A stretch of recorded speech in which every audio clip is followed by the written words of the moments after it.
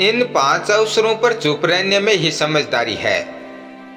कुछ ऐसे अवसर होते हैं जहां पर हमें बोलना जरूरी होता है और कुछ ऐसे अवसर होते हैं जहां पर चुप रहने में ही समझदारी है। क्या आप जानते हैं कि ऐसे कौन से मौके हैं जहां हमें चुप रहना चाहिए? तो आइए आज हम आपको बताते हैं कि ऐसे 5 कौन से मौके हैं जहां चुप रहने में ही समझदारी है। नंबर 1, जब कोई आदमी आपके सामने किसी तीसरे आदमी की बुराई कर रहा हो तो तब आपको चुप रखकर बस सुनना चाहिए, अपनी राय व्यक्त नहीं करना चाहिए, क्योंकि जो आज आपके सामने किसी तीसरे की बुराई कर रहा है वह कल किसी और के सामने आपकी बुराई भी कर सकता है यदि आपने कुछ कहा तो।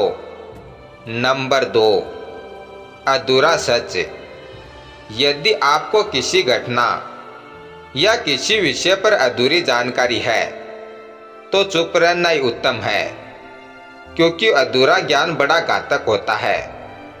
यह आपको हंसी का पात्र भी बना सकता है या किसी मुसीबत में भी डाल सकता है। नंबर 3, जब कोई नहीं समझे आपकी भावना। यदि आपको लग रहा है कि कोई व्यक्ति आपकी भावना, दुख या परेशानी को शब्दों में नहीं समझ पा रहा है या वह आपको ध्यान से सुन नहीं पा रहा है, तो ऐसे व्यक्ति के सामने चुप रहना ही ठीक है, क्योंकि ऐसे लोगों को आपकी भावना या दुख से कोई मतलब नहीं होता। ऐसे लोगों को अपना राज बताकर आप पछताएंगे ही। नंबर 4, जब कोई इंसान अपना दुख व्यक्त करे।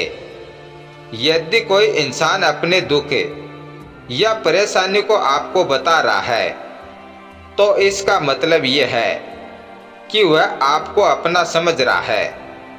ऐसे में तुरंत ही उसे समाधान बताने के बजाय चुप रहकर उसके दुख या समस्या को सुने। उसके दुख या समस्या को किसी और को न बताएं। नंबर 5, क्रोध या घृणा करने वाले लोग। जब कोई अपना या कोई सगा संबंधी आप पर क्रोध कर रहा हो, आपका अपमान कर रहा हो या घृणा शब्द कह रहा हो, तो आपको उस वक्त चुप रहना चाहिए ताकि सामने वाले का गुब्बारा पूरी तरह से बाहर निकल जाए। आप यदि सही हैं तो उससे कतई माफी न मांगें और चुप रहकर सही समय का इंतजार करें। वह खुद ही आपसे माफी मांग लेगा या उसे अपनी गलती का एहसास हो जाएगा। धन्यवाद।